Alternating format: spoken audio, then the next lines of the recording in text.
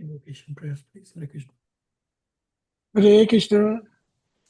Om Ajnanatimandasya Jnananjana Salakya Chakshur Anmilitam Yena Tasmai Shri Guruve Namaha Shri Chaitanya Manovistam Stabidam Yana Bhutale Swayam Rupa Karamagyam Tadadis Swapadantikam Vandeham Shri Guruve Shri Uttapada Kamalam Shri Guruve Vaishnavancha Shri Rupam Sagarajitam Sagagana Raghunathavitam Cha Tam Cha Siva Jivam Sadvaitam Savadudam Pariyana Sagidam Krishna Chaitanya Devam Sri Radha Krishna Padam Sagagana Lalita Sri Visagam Cha He Krishna Karuna Sindhu Dina Bandhu Jagatpate Gopisa Gopikanta Radha Kanta Namastude Tapta Kanchana Gaurangi Radha Vrindavaneshwari Vrishabhanu Sude Devi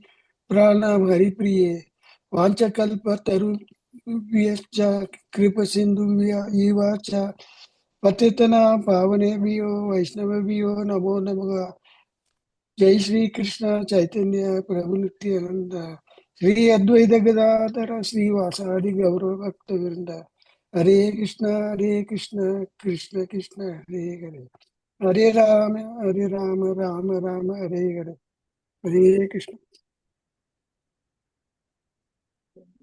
Om Namo Bhagavate Vasudevaya Om Namo Bhagavate Vasudevaya Om Namo Bhagavate Vasudevaya Hare Krishna. Hare Krishna. Thank you all for coming. Few quick announcements. First for Sridhar Prabhu. Sridhar Prabhu, so my Guru Maharaj is going to be in Vrindavan and Govardhan retreat. He's already in Vrindavan. So I know you are traveling to Vrindavan and my Guru Maharaj will be at Govardhan till October 18th and you are reaching there October 16th. So try to connect with me offline and you can try to meet with him if possible just for a minute. So if you can please connect with me offline and I can guide you further. Sridhar Prabhu. Sure, Prabhu. Sure, Prabhu. I will connect with you. What date are you reaching Govardhan or Vrindavan? Vrindavan, I will be reaching on 17th October, Prabhu. Okay, so it's almost like a straddling day that he is there till 18th. So let's connect and you can try your luck if possible. Sure, Prabhu. All right. The second is the class time change. So you have it on screen. From coming week, we should be able to change the time. So follow my messages. So the new time will become Saturday, Toronto time, 12 noon to 1 p.m.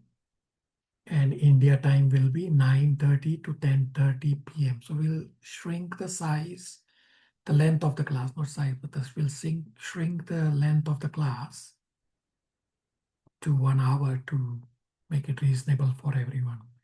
Still follow my messages, whether we are changing from this week or some other week, but most likely coming week, we should be able to change it. So the date for coming week, the change is 4th of October.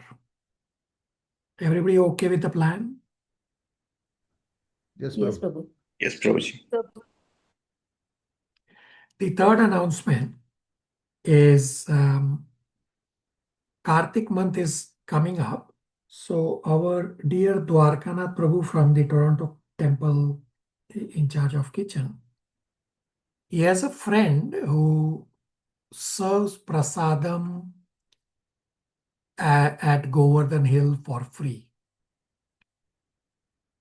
And if you are interested to donate some Lakshmi to this Prabhu at Govardhan Hill directly, you can let me know and I can send you the banking details for this person. He's a friend of Dwarkanath. I have already sent some Lakshmi from my end. just as a trial to ensure that everything was okay. And everything is okay.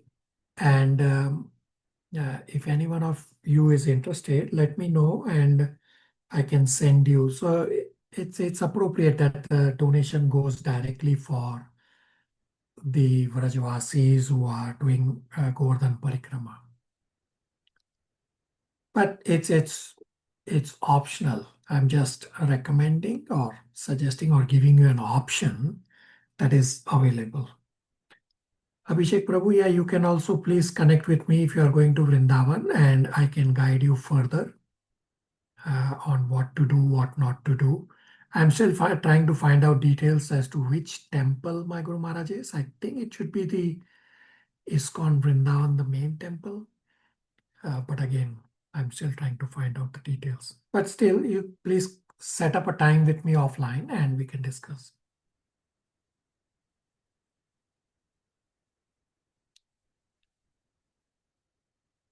Okay, the next announcement I want to make is I want all of you on your respective computers or devices.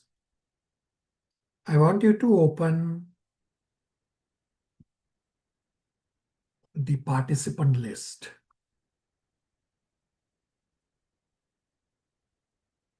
And what I'm going to do is I'm going to share my screen of participant list. So because I am the host,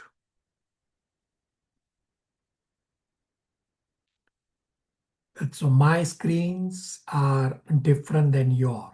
And sometimes what happens is I get disconnected and one of you will become the host by default. I don't know who will become the host, but one of you will become the host. So your participant list and my participant list is slightly different, that you will notice that it will show besides my name as the host.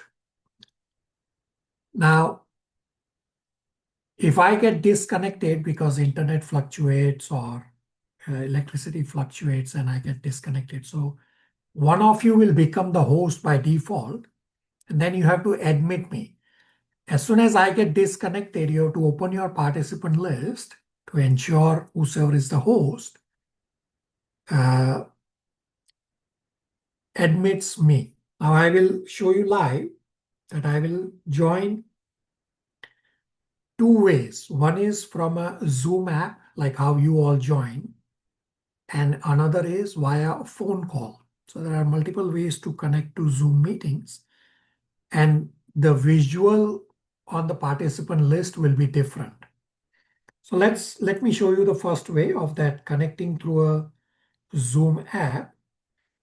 You will notice that there'll be a waiting list and my name appears. So I have the ability to admit. You will not see this at your end right now because you are just a participant. But when I get disconnected because of whatever reason and you become the host, then you will have this feature by default.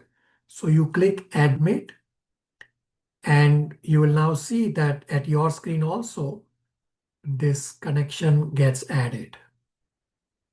Everybody with me so far? Yes, Prabhu. Yes, Prabhu. Yes, Prabhuji. Yes. Okay, now what I will do is, now I will connect via phone call. Instead of computer or app, I will connect via phone call and still it will be the waiting room, just that instead of my name, it will show my phone number. So let me connect.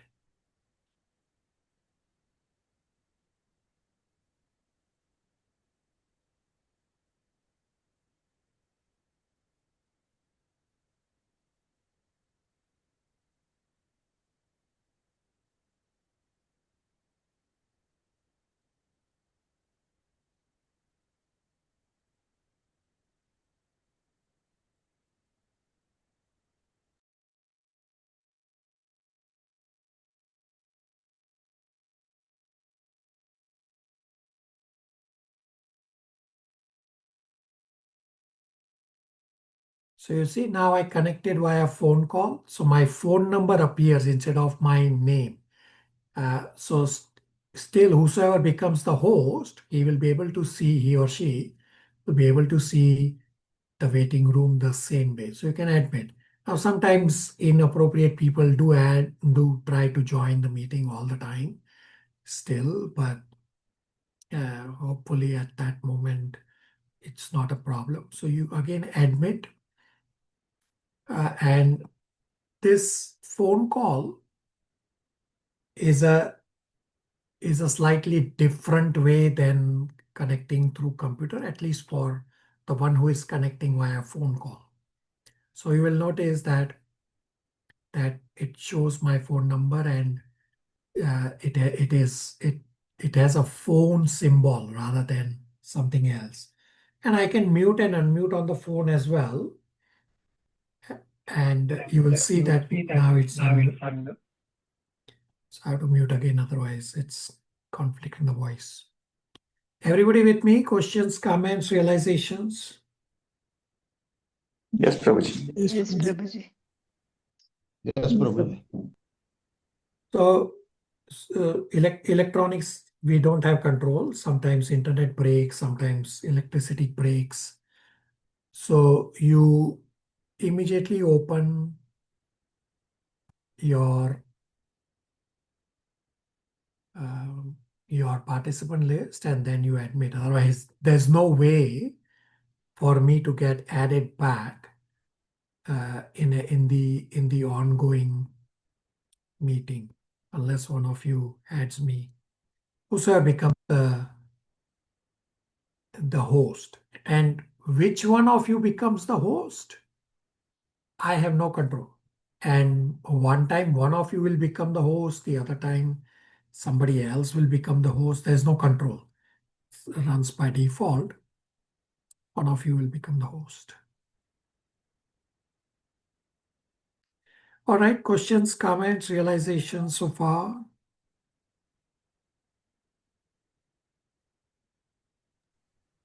The timing is quite good, Prabhuji, for most of us. Saturday, 12 to 1 p.m. Okay. The only regret its time is reduced from 1.5 hour to 1 hour session. Anyhow, that is Lord's mercy. That's all. Yeah, so time change is going to happen very, very soon in around first week of November, I think, or end of October. So during those time change, when the standard time is back, we should be able to extend it to 1.5 hour by starting little early, as long as my class time does not change. So I will keep you posted and we'll go from there. But you are correct, it's Lord's plan. Thank you, Prabhuji.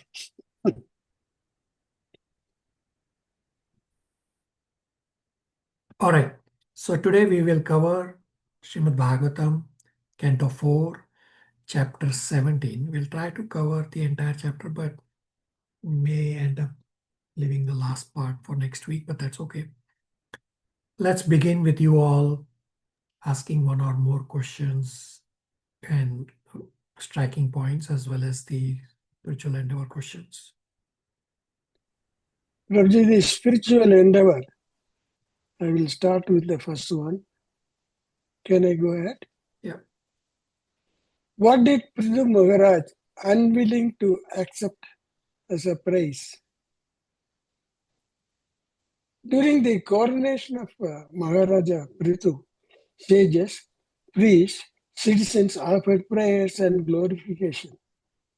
Though he was an empowered avatar of the Lord, Satya Vesa Avatara, he was unwilling to accept such a praise, for he felt that all good qualities and power come only from the Lord. He was yet to display his role as a king. By this act, he taught praise should be based on actions and not for holding positions. Hence, he set the standard: one should be honored for genuine service to citizens and to the Lord, and not simply by for holding position. That is why Prithu Maharaj was unwilling to accept the praise. This is my submission, Prabhuji. Okay, so Prithu Maharaj had not yet manifested the qualities of Supreme Personality of Godhead, and therefore he says, I am not yet Supreme Personality of Godhead. Right now, I am just an ordinary person like you, although this is humility of Prithu Maharaj. And therefore, he said, don't praise me. Use your words to praise the Lord. Don't waste your words. Okay, very good. Next. Hare Krishna Prabhu, you had asked, the second question was, explain the meaning of Atma Mayaya in relation to the Lord's appearance. So Atma Mayaya, it means the Lord appears through his internal potencies. And Mayaya means by a causeless mercy, Prabhu. Okay, and further, Atma Maya is that Lord can appear from anywhere and any time. Even he appeared from the dead body of Vena, and that's what it says, that Lord is not under anybody's control. Okay, rest of you, what other points we discussed?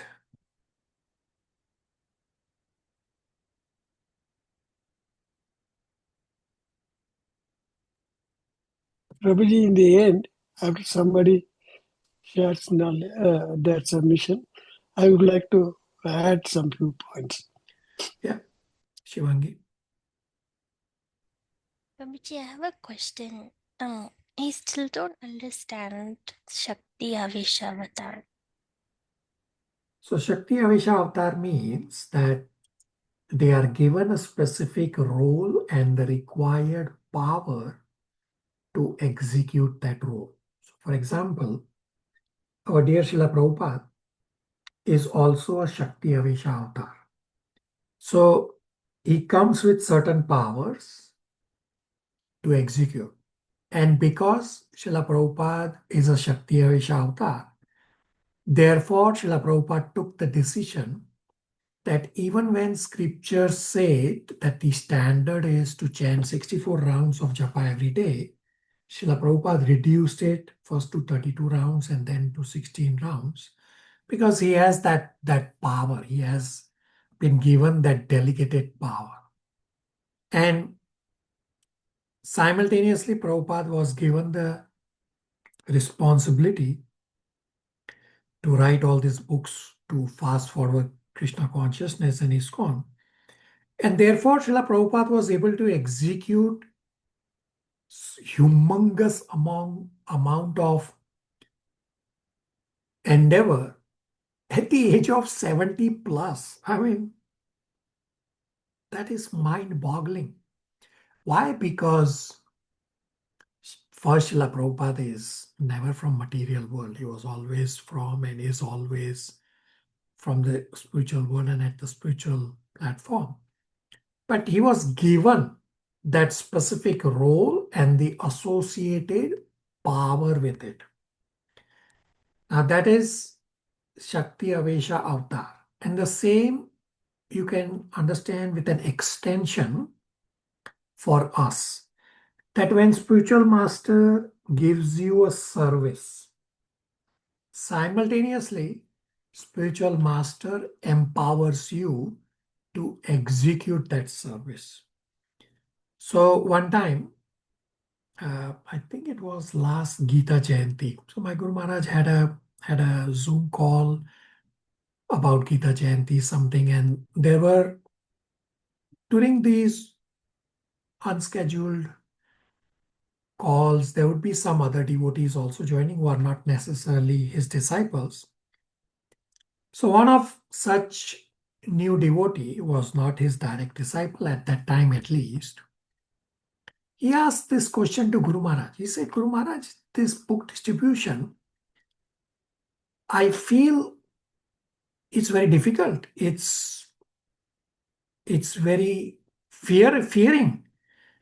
And I want to do it, but how do I go about?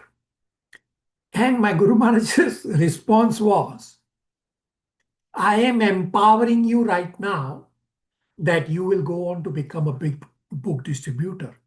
What did Guru Maharaj do? He showered his mercy and he empowered him right there. And this is the way mercy and empowerment flows from Guru Maharaj to disciples. Shivangi, everybody.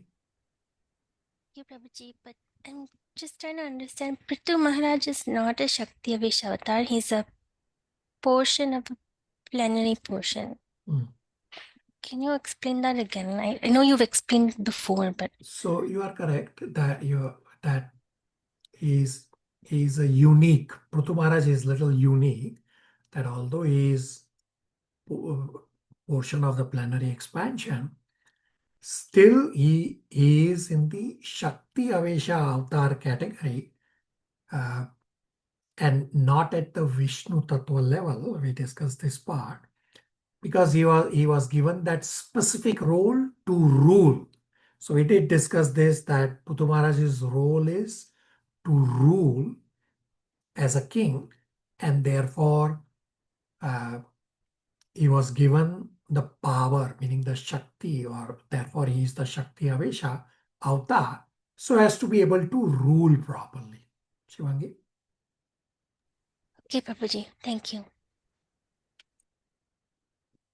Very good. Rest of you? Hare Krishna, Prabhuji, on this point, like, is there any difference in Shakti Avesh avatars who are Jiva Tattva and like devotees like Yudhishthir Maharaj or others who also became like who are rulers kind of empowered? So Yudhishthir is not a Shakti Avesha avatar. He is a representative of the Lord as the king, right? He's a pure devotee. So it is not a black and white answer. You have to go specific by specific. That who exactly are we talking about? There are so many different ways one can be a Shakti Avesha avatar. But Yudhishthir Maharaj is not a Shakti Avesha avatar. He's a representative of Lord, meaning that he is executing the Lord's plan, and therefore he is the king, and king is supposed to be a representative. A devotee king is supposed to be a representative, not everyone. Abhishek? So, I'm asking this question in the sense that any devotee who is able to accomplish any service in some way he is also he is also getting empowerment from Krishna. He's empowered, yes, but not Shakti Avesha avatar, right? He's empowered, yes, to execute that particular task. Thank you. So understand that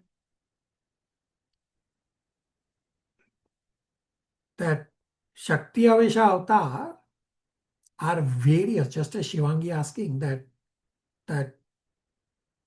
Prithu Maharaj is an expansion of the Lord. Still he is under Shakti Avesha avatar and not at the Vishnu Tattva level. Right? And simultaneously, you have Srila Prabhupada also a Shakti Avesha avatar, but he's not at the same level as Prithu Maharaj. So it's not a black and white answer that you can blanketly apply to everyone, that what exactly is Shakti Avesha avatar. You have to go case by case.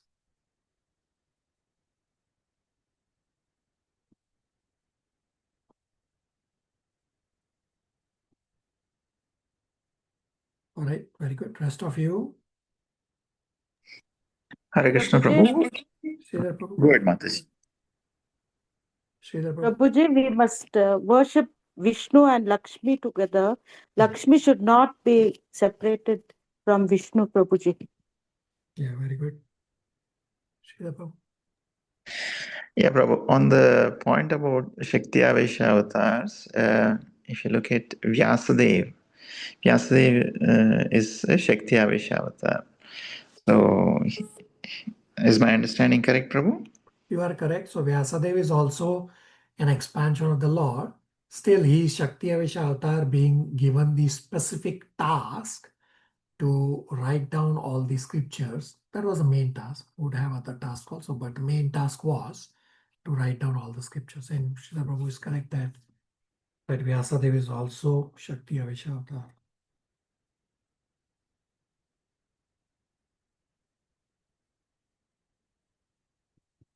All right.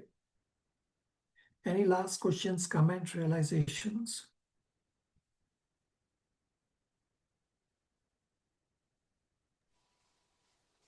Prabhuji, if everybody has completed, I would like to share my realization.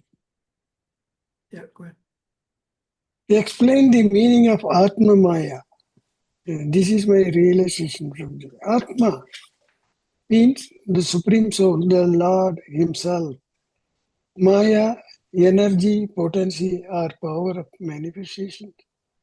Atma Maya, Atma Maya, by his own internal potency, that is the meaning. Here, Maya does not mean illusion, but Lord's divine energy. He is independent in action, not forced by karma or material nature. Avatars descend as Atma Maya by their own internal potency, not by karmic compulsions. Whereas ordinary souls act under external energy.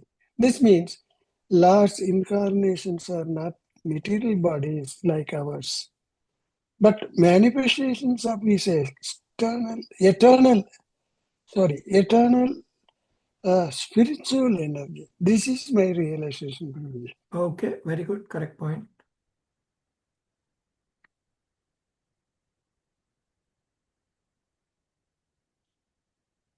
All right, let's continue with Srimad Bhagavatam, Canto 4, Chapter 17. So we discussed last class chapters 15 and 16, which are straightforward on the appearance of Prithu Maharaj. And this coronation, as well as how many sets of devotees praised King Prithu Maharaj. And Prithu Maharaj was has set a standard that because right now Prithu Maharaj has not manifested the qualities of Supreme Lord, then he says that right now I am just an ordinary human like you all. Therefore, there is no need to praise me. And your words should not get wasted. Therefore, use your words to glorify the Lord directly. And in future, when I will manifest the qualities of the Supreme Lord, that time you can praise. But the various devotees, they continued to praise because they were pleased by the humility of the Maharaj. They continued to praise. Now, chapter 17 is titled Prithu Maharaj becomes angry at earth and is divided into 5 parts. Part 1 is verses 1 to 8. Vidura's further inquiries.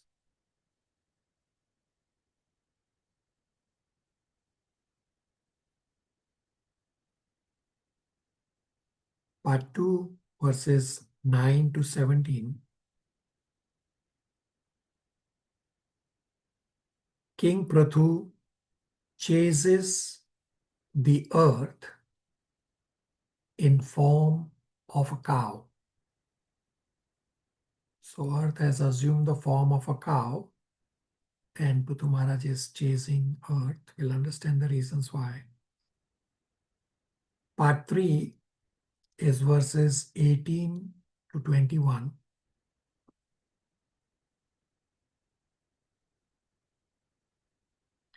Earth's reasons not to be killed.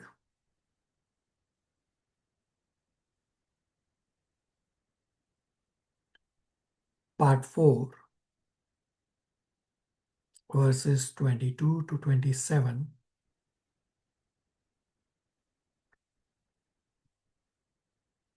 Prithu Maharaj's counter arguments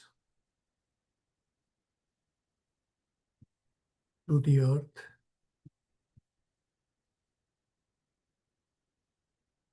Part 5,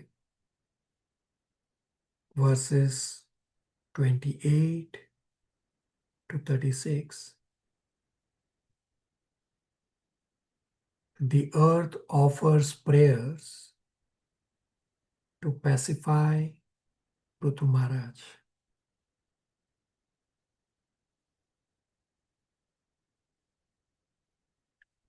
So a quick summary of this chapter is that the citizens come to Prithu Maharaj saying, we are suffering because there is no food.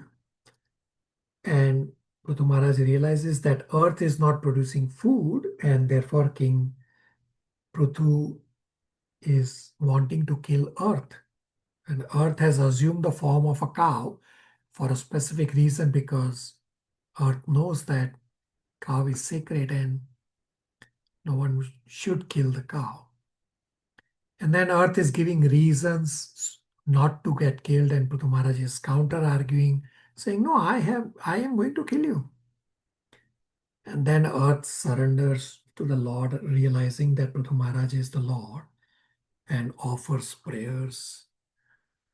And we will understand the last verse number 36 of chapter 17 is, how do you understand all these contradictories? So there are a couple of contradictions in this chapter. One is about eating flesh of a cow,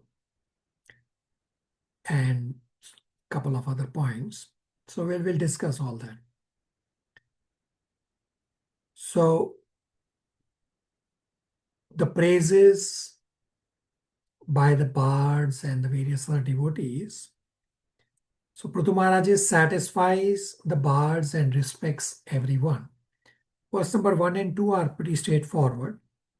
Is our dear Aditi able to read verse 1 and 2 translation, chapter 17? Hare Krishna Prabhu, she is in there. I would read on our behalf. Chapter 17, text 1, translation. The great sage Maitreya continued.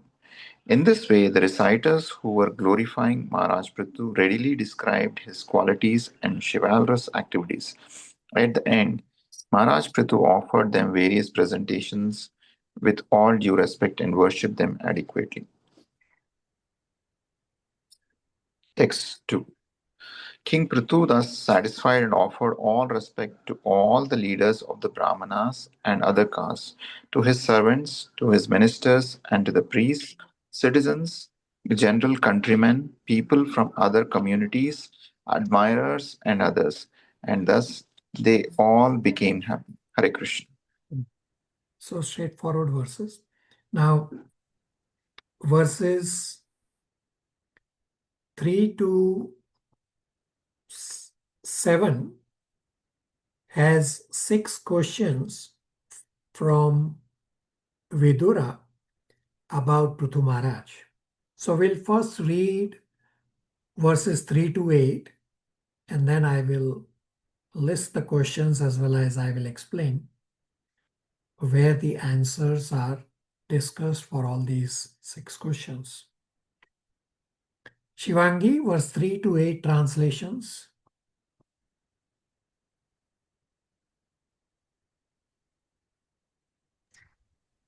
Hare Krishna, text 3. Vidura inquired from the great sage Maitreya, my dear Brahmana, since Mother Earth can appear in different shapes, why did she take the shape of a cow? And when Prithu milked her, who became her calf, and what was the milking pot? The surface of the earth is by nature low in some places and high in others. How did King Prithu level the surface of the earth? And why did the king of heaven Indra steal the horse meant for the sacrifice? The great saintly king Maharaja Prithu received knowledge from Sanat Kumara, who was the greatest Vedic scholar. After receiving knowledge to be applied practically in his life, how did the saintly king attain his desired destination? Prithu Maharaja was a powerful incarnation of Lord Krishna's potencies. Consequently, any narration concerning his activities is surely very pleasing to hear, and it produces all good fortune. As far as I am concerned, I am always your devotee, as well as the devotee of the Lord, who is known as Adakshaja. Please therefore narrate all the stories of King Prithu, who, in the form of the son of King Vena, milked this cow-shaped earth. 8 also. Sutta Goswami continued, when Vidura became inspired to hear of the activities of Lord Krishna in his various incarnations, Maitreya, also being inspired and being very pleased with Vidura, began to praise him. Then Maitreya spoke as follows. All Hare right, Krishna.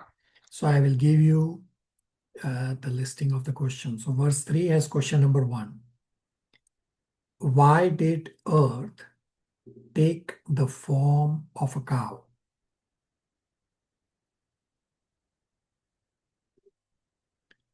Answer is in 4.17.9 onwards to 4.18.1.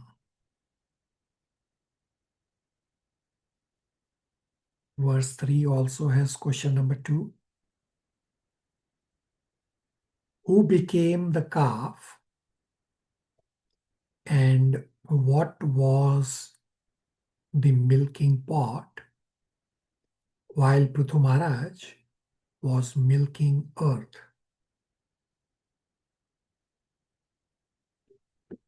Answer is in 4.18.12 to 28.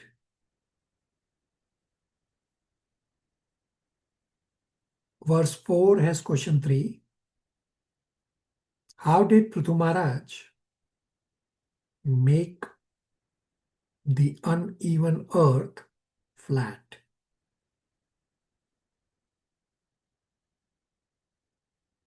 Answer is in 4.18.29 to 32.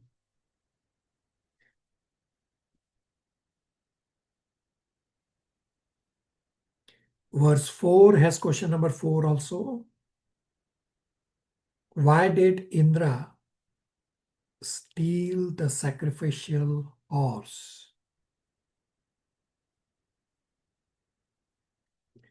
Answer is in Canto 4, Chapter 19.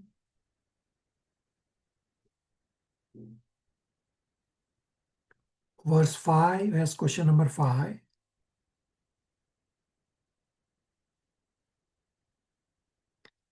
What destination did Prithu Maharaj attain after receiving Jnana and Vijnana from Sanat Kumara?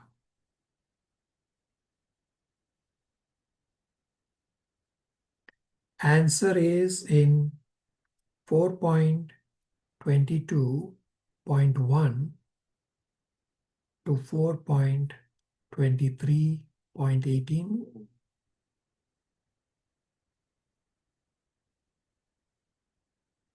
Verse 6 and 7 has question number 6. Narrate all the glorious topics of King Prithu which are very pleasing to hear and produce all good fortune.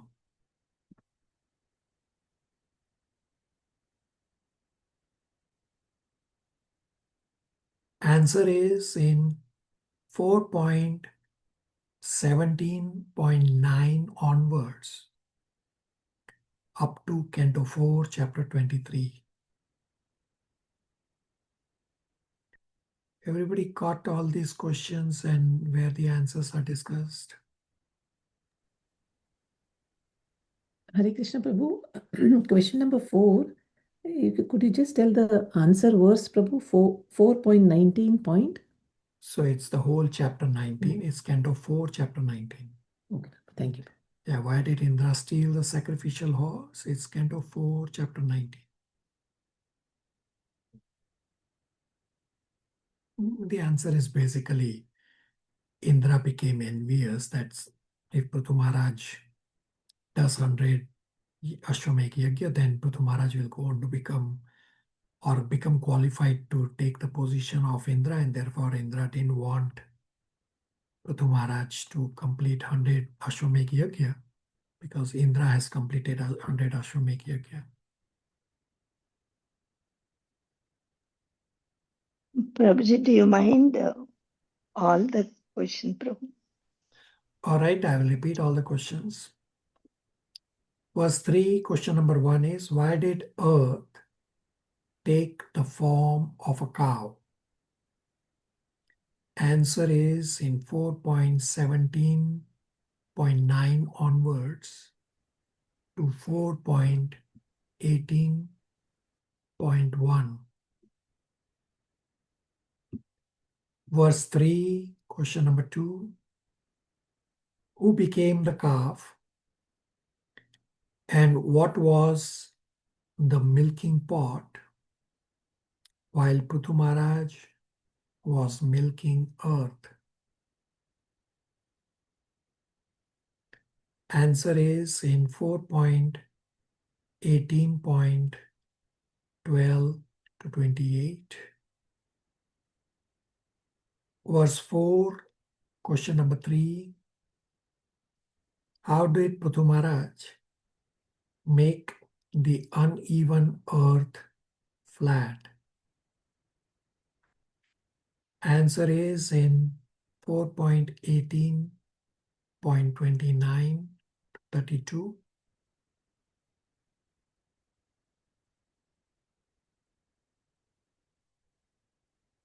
Verse 4, question 4. Why did Indra steal the sacrificial horse? Answer is Canto 4, Chapter 19.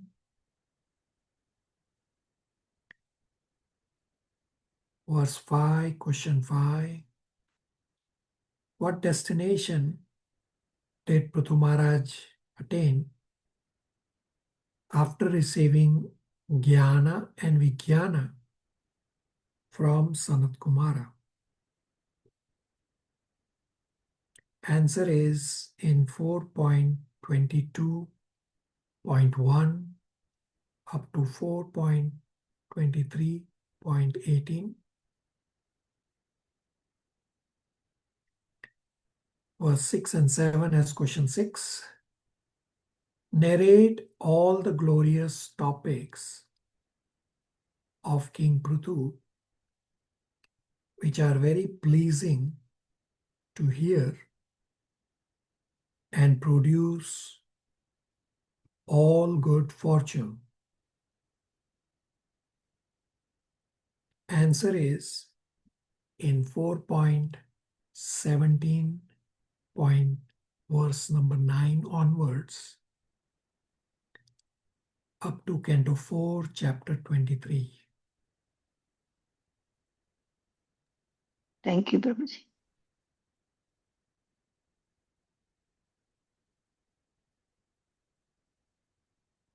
All right. Now, verse number 5 describes the significance of Prithu Maharaj accepting Sanat Kumara as his spiritual master. So, what is the significance of this point that of Prithu Maharaj accepting Sanat Kumara as his spiritual master?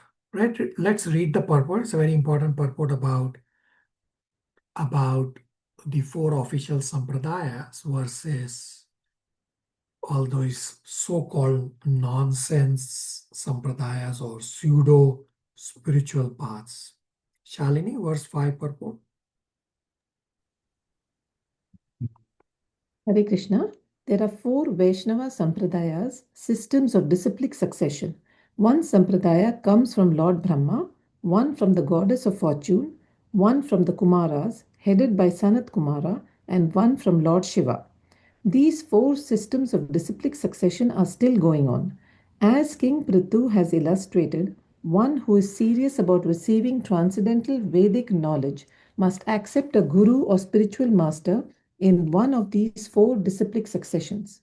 It is said that unless one accepts a mantra from one of these sampradayas, the so-called mantra will not act in Kali Yuga. Many sampradayas have sprung up without authority, and they are misleading the people by giving unauthorized mantras. The rascals of these so-called sampradayas do not observe the Vedic rules and regulations. Although they are addicted to all kinds of sinful activities, they still offer people mantras and thus mislead them. Intelligent persons, however, know that such mantras will never be successful, and as such, they will never patronize such upstart spiritual groups. People should be very careful of these nonsensical sampradayas. To get some facility for sense gratification, unfortunate people in this age, receive mantras from these so-called sampradayas. Prithu Maharaj, however, showed by his example that one should receive knowledge from a bona fide sampradaya. Therefore, Maharaja Prithu accepted Sanat Kumara as a spiritual master. Hare Krishna. Right, 4 sampradayas. The one that we follow in ISKCON started by Brahmaji. Then there's one called Sri Sampradaya, led by Goddess of Fortune. One is led by Sanat Kumaras, and then there's Rudra Sampradaya, led by Lord Shiva. So unless you receive a mantra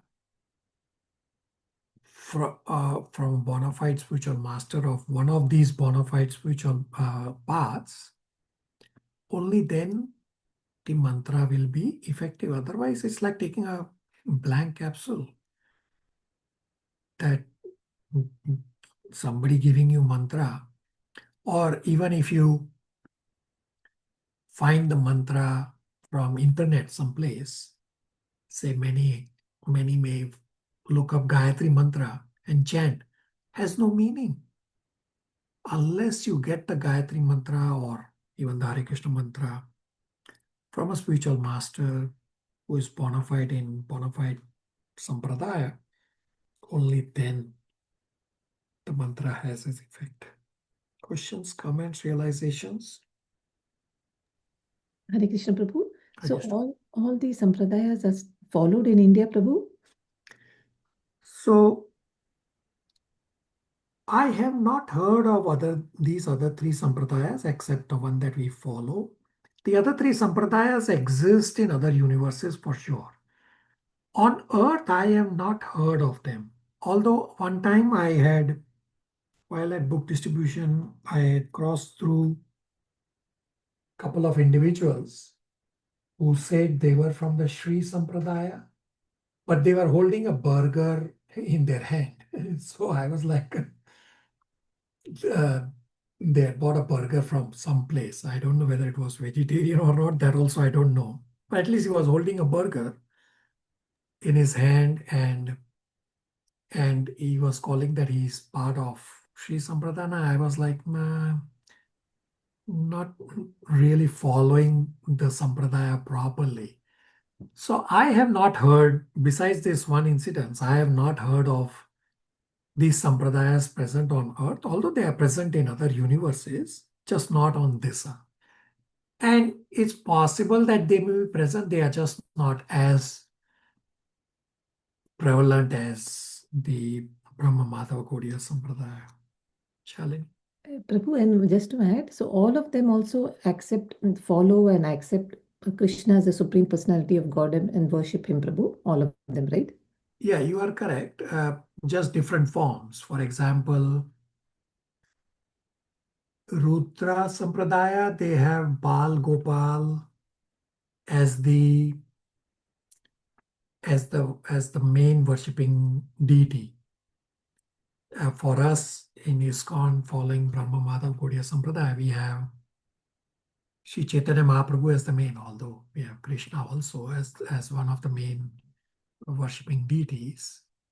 So they all have Krishna, they are all connected to Krishna, and that's why it's an official sampradaya. That some other non-official sampradayas, they will also say this point that, well, I am following my guru and my guru is following my guru, and this chain goes on to guru to guru to guru to guru. But then it stops at some point that beyond a certain point, it is not connected all the way to Krishna.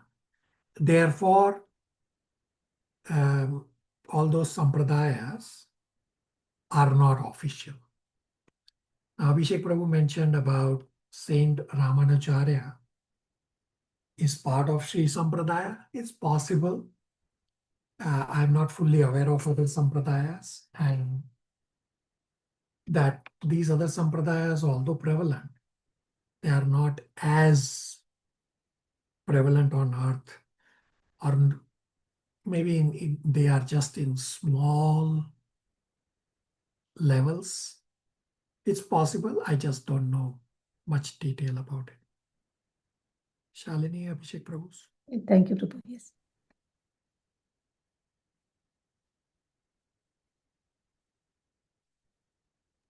Yes, Prabhuji, on the Sri Sampradaya, because I have a I go to the temple nearby, so it's from Sri Sampradaya, and Sri Ramanujacharya is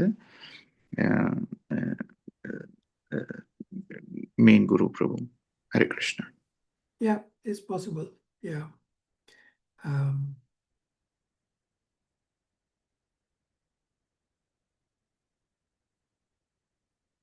All right.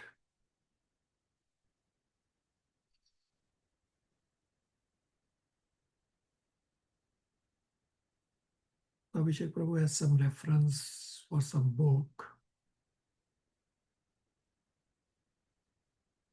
So Abhishek Prabhu, if you can share what the book is about. Hare Krishna Prabhuji. This is a book by Bhaktisiddhanta Saraswati Thakur. It's called The Life and Teachings of Four Acharyas. So it describes four prominent acharyas of the four sampradayas, like Madhvacharya in Brahma Madhva Sampradaya, Ramanujacharya in Sri Sampradaya. Then there is Vishnu Swami and Nimba Ditya in Kumar Sampradaya and Rudra Sampradaya, and some of the historical incidents, but it's coming from Bhaktisiddhanta Saraswati Thakur. All right, very good. Yeah, you can follow one and you will reach the same destination. I personally, I don't have more information about the other sampradayas in terms of how prevalent they are on earth. Some of you are sharing it rightly. Thank you. All right, now part 2 is verses 9 to 17. King Prathu chases the earth in form of a cow. Now the citizens approach King Prathu, stating that they are suffering because of great hunger. Prathu Maharaj contemplates and concludes that earth was not producing sufficient food grains. Hence Prathu Maharaj becomes angry at earth. And seeing Prathu Maharaj's raised bow and arrow, earth trembled and ran just like deer runs from a hunter. Mother Jija, verse 9, 10, 11 translations.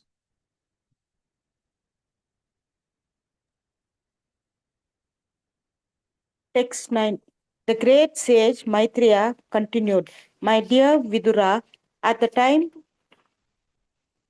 King Prithu was enthroned by the great sages and Brahmanas, and declared to be the protector of the citizens, there was a scarcity of food grains. The citizens actually became skinny due to the starvation.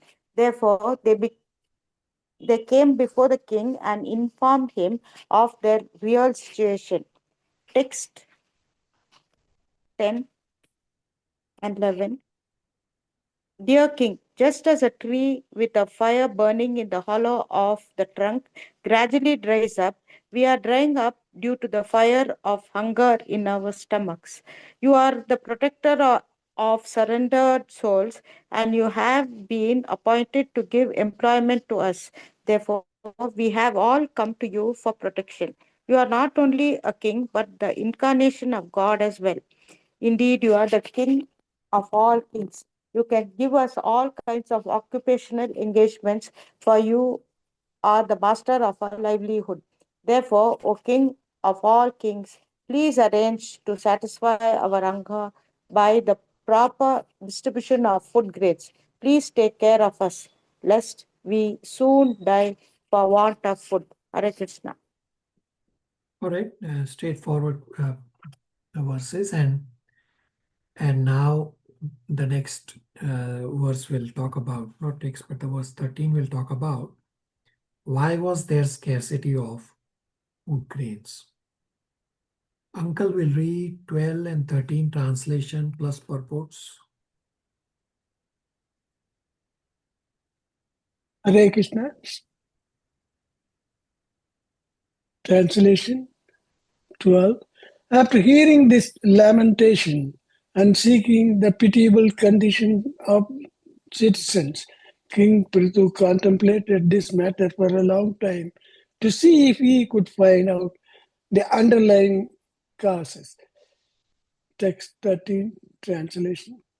Having arrived at a conclusion, the king took up his bow and arrow and aimed them at the earth, exactly like Lord Shiva, who destroys the whole world out of anger.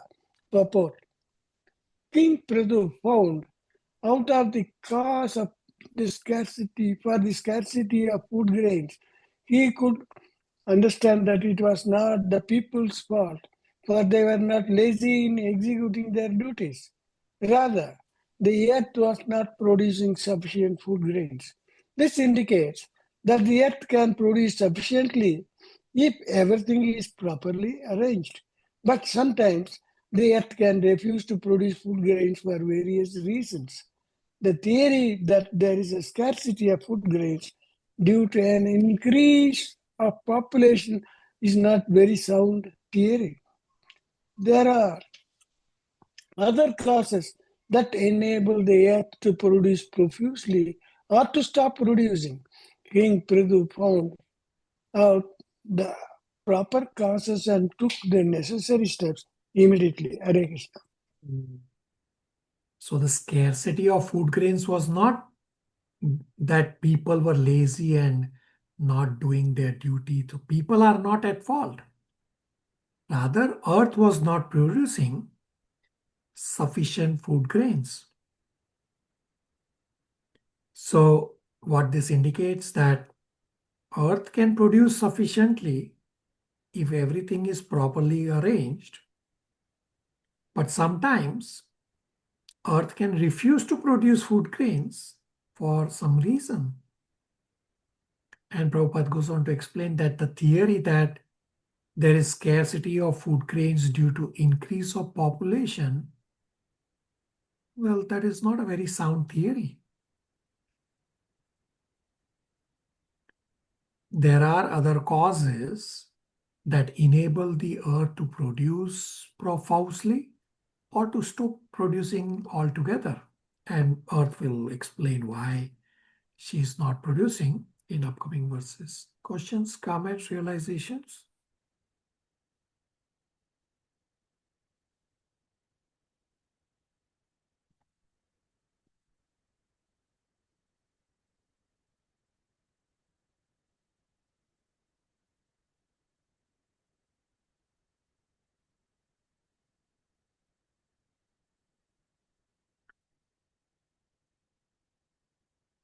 Now, question is, why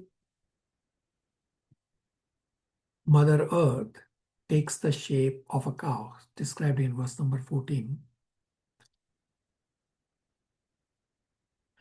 Let's read.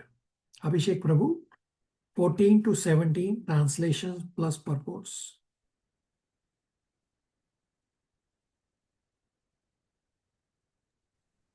Hare Krishna. Text 14, translation. When the earth saw that King Prithu was taking his bow and arrow to kill her, she became very much afraid and began to tremble. She then began to flee, exactly like a deer, which runs very swiftly when followed by a hunter. Being afraid of King Prithu, she took the shape of a cow and began to run. Purport. Just as mother produces various children, both male and female, the womb of a Mother Earth produces all kinds of living entities in various shapes. Thus, it is possible for Mother Earth to take on innumerable shapes. At this time, in order to avoid the wrath of King Prithu, she took the shape of a cow. Since a cow is never to be killed, Mother Earth thought it wise to take the shape of a cow in order to avoid King Prithu's arrows. King Prithu, however, could understand this fact, and therefore he did not stop chasing the cow-shaped earth. Text 15. Seeing this, Maharaj Prithu became very angry, and his eyes became as red as the early morning sun. Placing an arrow on his bow, he chased the cow-shaped earth wherever she ran. Text 16. The cow-shaped earth ran here and there in outer space between the heavenly planets and the earth, and wherever she ran, the king chased her with his bow and arrows. Text 17. Just as a man cannot escape the cruel hands of death, the cow-shaped earth could not escape the hands of son of Vena. At length, the earth, fearful, her heart aggrieved, turned back in helplessness. So just as mother produces various children, both male and female, the womb of Mother Earth produces all kinds of living entities in various shapes. Hence, it is possible for Mother Earth to take on any of the innumerable shapes. At this time, in order to avoid the wrath of King Prithu, she took the shape of a cow, because cow is never to be killed. And Mother Earth thought it wise to take the shape of cow in order to avoid King Prithu's arrows.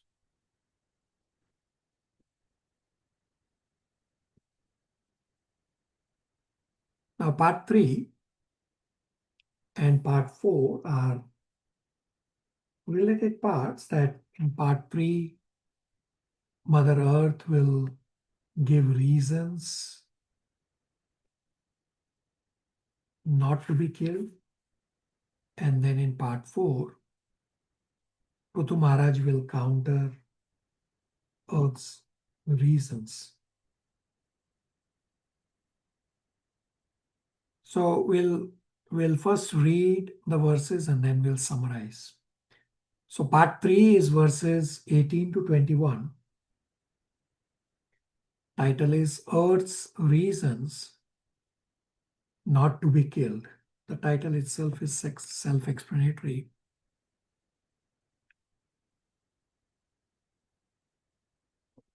Mother Chandranti, 18 to 21 translations.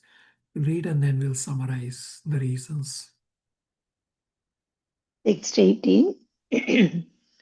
Addressing the great opulent King Prithu as the knower of religious principles and shelter of the surrendered, she said, "Please save me. You are the protector of all living entities. Now you are situated as the king of this planet." Text 19. The cow-shaped earth continued to appear to the king. "I am very poor and have not committed any sinful activity.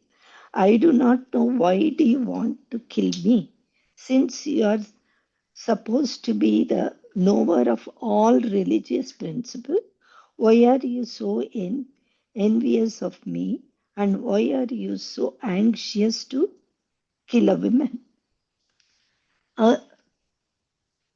Text 20.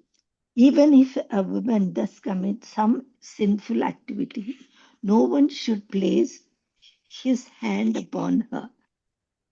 And what to speak of you, dear king? Why are you so who are so merciful? You are a protector and you are affectionate to the poor. Text 21. The cow-shaped earth continued, my dear king, I am just like a strong boat, and all the paraphernalia of the world is standing upon me. If you break me to pieces, how can you protect yourself and your subject from drowning? Hare Krishna. So just some key points, although the verses are straightforward. So in 18, Earth gives the reason to not kill, that because you are knower of religious principles. You are shelter of surrender. You are king and you should protect all living entities. Then in 19, she says, I am a poor person. I have not committed any sins. How can a dharma gyan like you kill a woman? And in verse 20, she says, no one strikes even a sinful woman. What to speak of you who are so merciful and affectionate to the poor?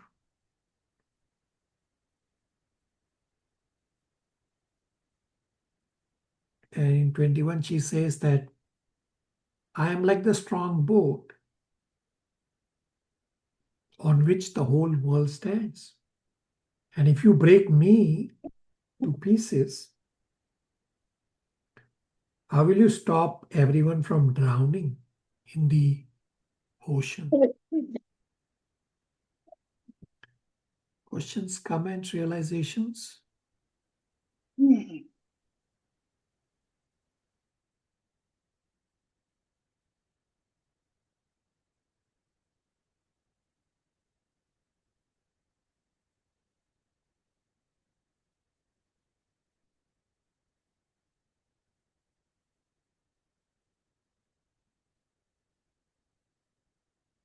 All right, so now Prithu Maharaj will counter Earth's arguments. So part 4 is verses 22 to 27. Prithu's counter arguments to Earth. So Prithu Maharaj will counter Earth's argument by saying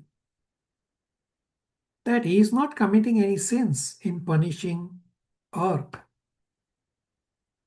So let's read and we'll discuss important points. Gopal Prabhu, 22 to 24 translation plus purports. Hare Krishna. Text 22 translation. King Prithu replied to the earth planet, my dear earth, you have disobeyed my orders and rulings. In the form of a demigod, you accepted your share of the yajnas we performed, but in return, you have not produced sufficient food grains. For this reason, I must kill you. Purport. The cow-shaped earthly planet submitted that she not only was a woman, but was innocent and sinless as well. Thus, she argued that she could not be killed. Besides, she pointed out that being perfectly religious minded, the king could not violate the religious principles that forbade killing a woman. In reply, Maharaja Prathu informed her that first of all, she has disobeyed his orders. This was her first sinful activity. Secondly, he accused her of taking her share of the yajnas, sacrifices, but not producing sufficient food grains in return. Text 23 translation. Although you are eating green grass every day, you are not filling your milk bag so we can utilize your milk. Since you are willfully committing offenses, it cannot be said that you are not punishable due to your assuming the form of a cow. Purport. A cow eats green grasses in the pasture and fills her milk bag with sufficient milk so that the cowherdsman can milk her. Yajnas sacrifices are performed to produce sufficient clouds that will pour water over the earth. The word paya can refer both to milk and to water. As one of the demigods, the earthly planet was taking her share in the yajnas, that is, she was eating green grass, but in return, she was not producing sufficient food grains. That is, she was not filling her milk bag. Prithu Maharaja was therefore justified in threatening to punish her for her offenses. Text 24 translation. You have so lost your intelligence that, despite my orders, you do not deliver the seeds of herbs and grains formerly created by Brahma and now hidden within yourself. Purport. While creating all the planets in the universe, Lord Brahma also created the seeds of various grains, herbs, plants, and trees. When sufficient water falls from the clouds, the seeds fructify and produce fruits, grains, vegetables, etc. By his example, Prithu Maharaj indicates that whenever there is a scarcity in food production, the head of the government should take steps to see why production is being held up, and that should be done to rectify the situation. Hare Krishna.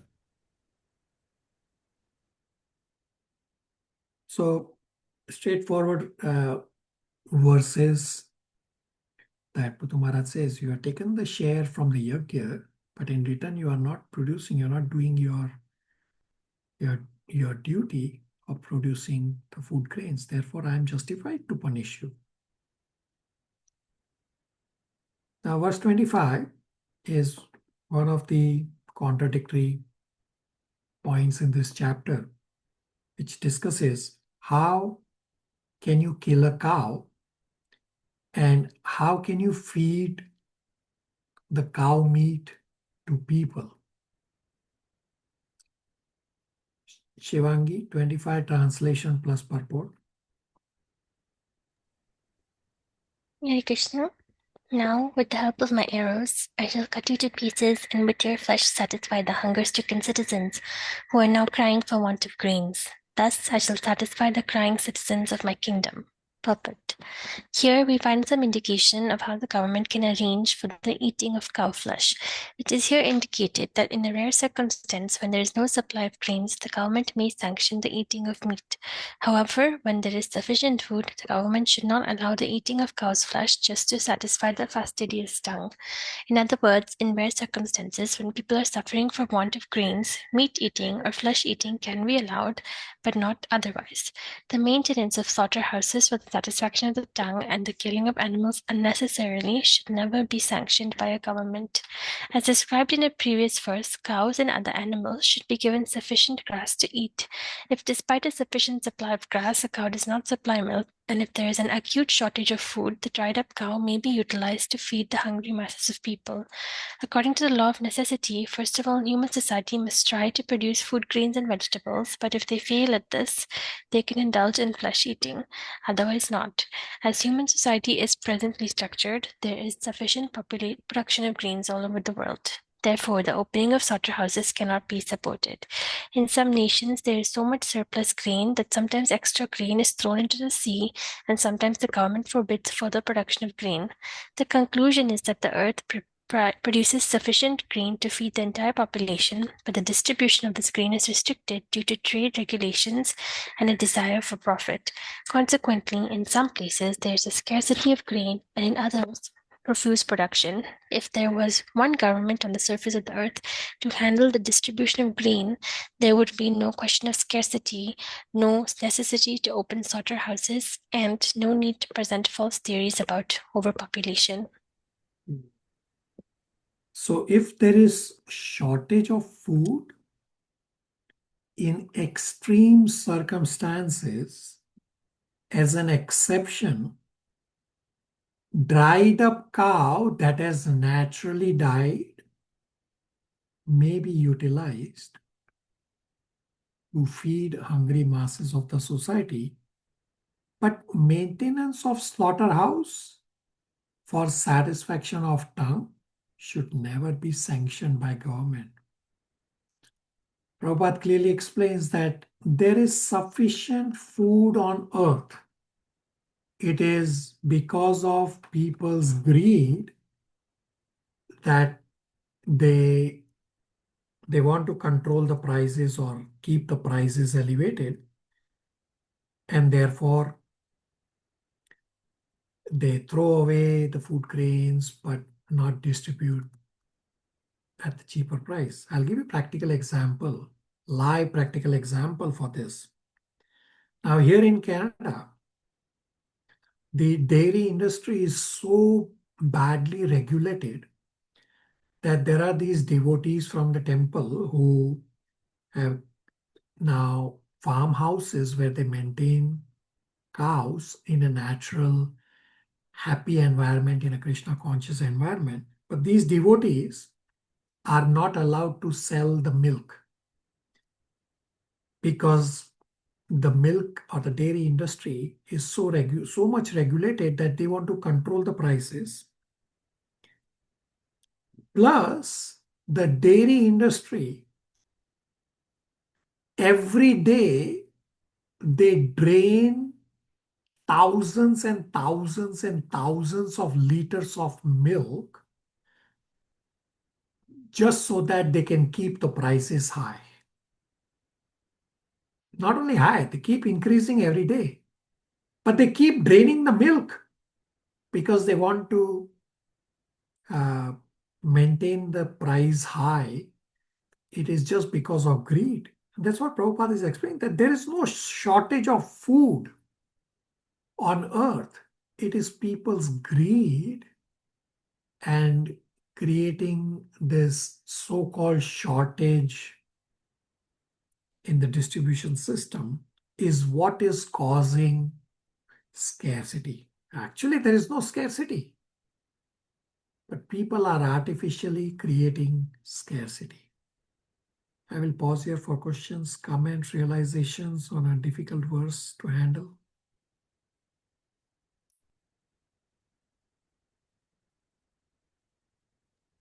Hare Krishna, Prabhu. Yes, Prabhu.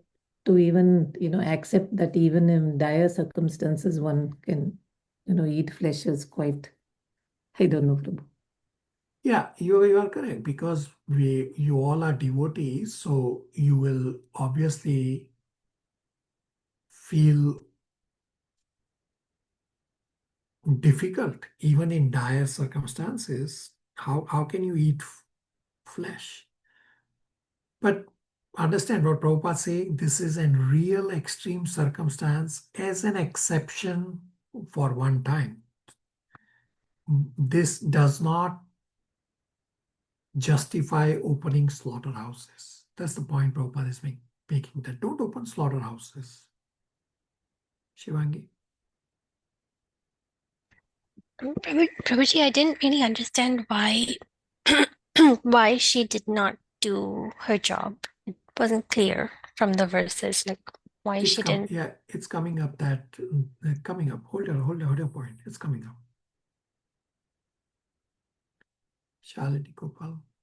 Hare Krishna, Prabhu. Prabhu, earlier in one of the Srimad Bhagavatam verses, some chapter, we also read that in Kali Yuga, people are not, we are not satisfying the demigods or doing yagya for grains to be produced. I don't know if I'm wrong, Prabhu.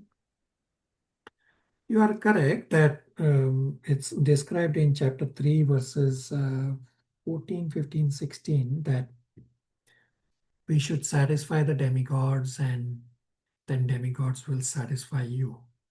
So you are correct that right now, because not everybody is religious, so demigods are not being satisfied. And if you see around in the world, obviously Supreme Lord is not satisfied. Therefore, there is all this chaos in the world. So you are correct. Shalini? Yes, Prabhu. Thank you, Prabhu. Abhishek Prabhu? Yeah, Hare Krishna. So I understand this point that there is some trade related things because of his production is thrown in water.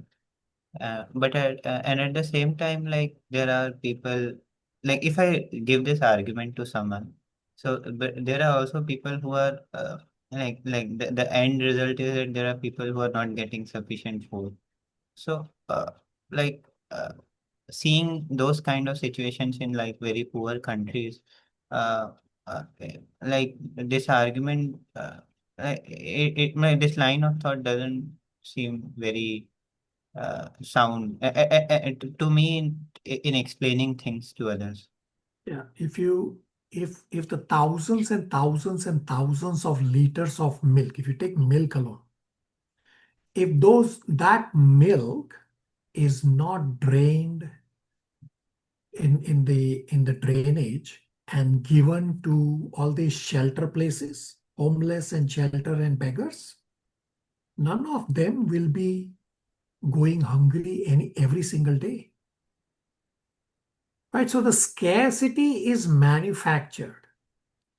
There is no such thing as scarcity. We have read in Srishopanishad, invocation mantra. Anybody has memorized or wants to recite the invocation mantra? Srishopanishad?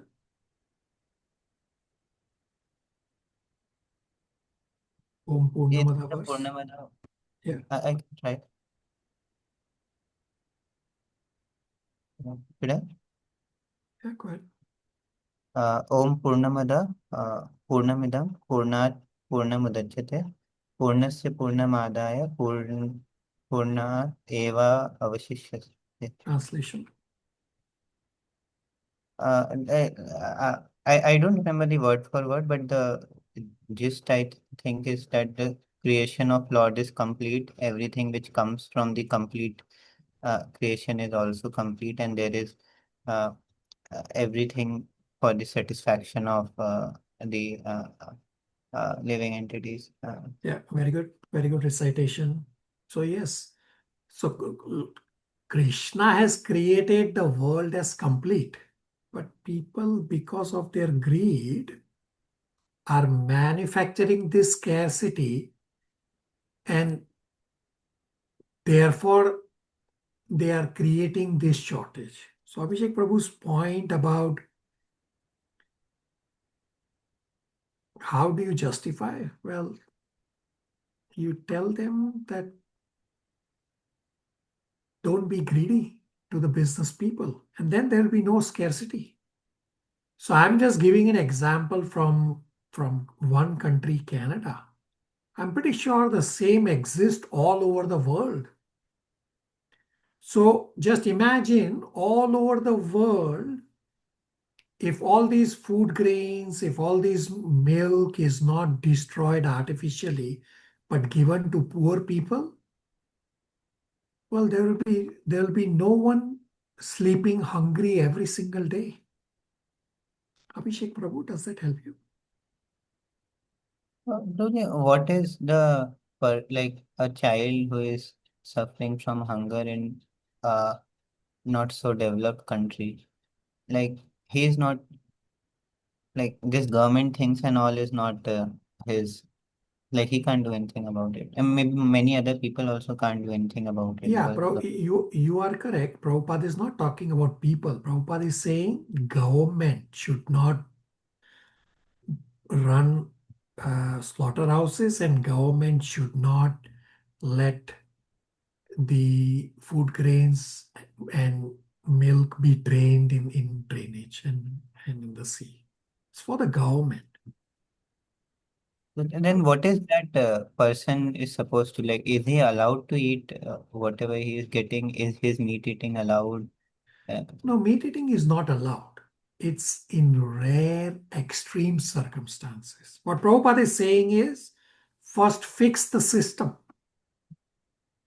And in rare cases, once a time that there is real extreme scarcity, at that time you can use cow meat, and that too you are not killing a cow.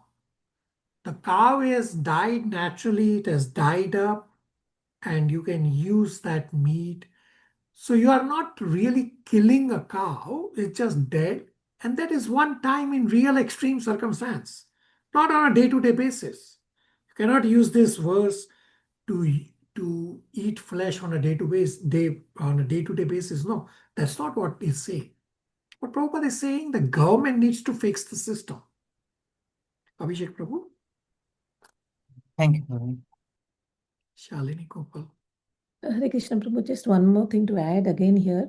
Prabhu, in the Western countries and the developed nations, like how much of food wastage is happening, from restaurants to everywhere, and even people buying and wasting at home. There's like so much wastage, plus wastage of so much of paper products. Like I'm just saying that all resources of Mother Nature is being exploited, Prabhu. Yeah, you are absolutely correct. And if you just look at ISKCON, we go to ISKCON regularly. How much waste is there in ISKCON kitchen? And I have told the temple so many times, and they don't listen. They are just adamant.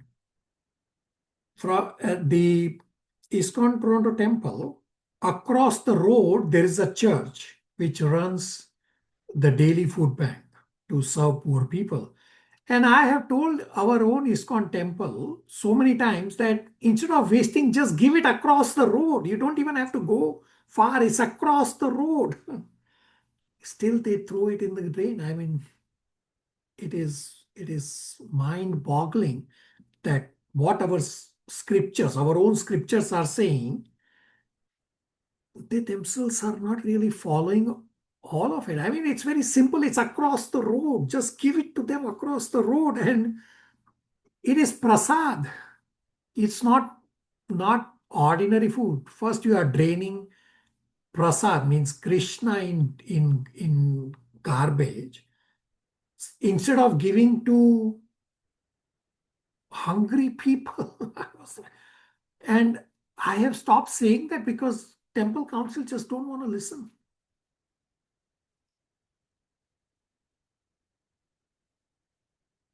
Everybody on the same page?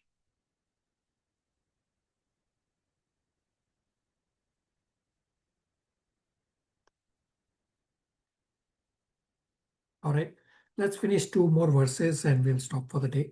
So verse 26 counter argues Earth's reason that how you can kill a woman, and then verse 27 discusses Earth's reason that how can you hold people in the water. If you destroy Earth, they will all fall in the water. Gopal Prabhu, 26 translation and then 27 translation plus purport. Faster pace, please. Hare Krishna. Text 26 translation. Any cruel person, be he a man, woman, or important eunuch, who is only interested in his personal maintenance and has no compassion for other living entities, may be killed by the king. Such killing can never be considered actual killing. Purport. 27 translation and purport. Text 27 translation. You are very much puffed up with pride and have become almost insane. Presently, you have assumed the form of a cow by your mystic powers. Nonetheless, I shall cut you into small pieces like grain, and I will uphold the entire population by my personal mystic powers. Purport. The earth informed King Prathu that if he destroyed her, he and his subjects would fall down into the waters of the Grabha Ocean. King Prathu now replies to that point. Although the earth assumed the shape of a cow by her mystic powers, in order to be saved from being killed by the king was aware of this fact that and would not hesitate to cut her into pieces, just like small bits of grain. As far as the destruction of the citizens is concerned, Maharaja Prathu maintained that he could uphold everyone by his own mystic powers. He did not need the help of the earthly planet. Being the incarnation of Lord Vishnu, Prithu Maharaja possessed the power of Sankarshana, which is explained by the scientist as the power of gravitation. The Supreme Personality of Godhead is holding millions of planets in space without any support. Similarly, Prithu Maharaja would not have had any difficulty supporting all his citizens and himself in space without the help of the planet Earth. The Lord is known as Yogeshwara, master of all mystic powers. Consequently, the planet Earth was informed by the king that she needed no worry about his standing without her help. Hare Krishna. Right, so Lord will hold everyone because he has the ability to hold so many planets, not just few people. All right, spiritual endeavor questions. Number 1. What is the significance of King Prithu's accepting Sanat Kumara as a spiritual master? Comes from verse number 5.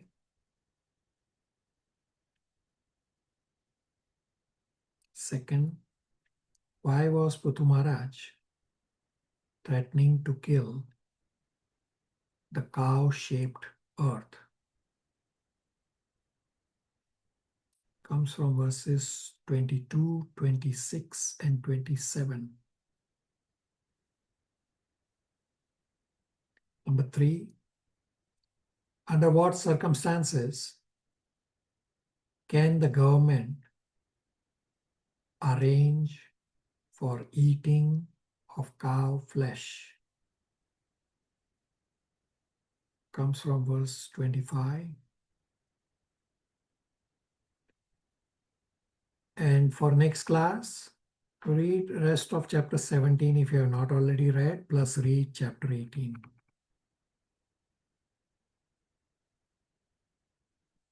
All right, we are past 9:15 a.m. Toronto time. We'll stop here. Hare Krishna, everybody. Thank you, Prabhu. Hare Krishna, Prabhu. Thank you, Prabhu. Hare Krishna. Hare Krishna. Hare Thank you, Krishna, Prabhu. Hare Krishna, thank you.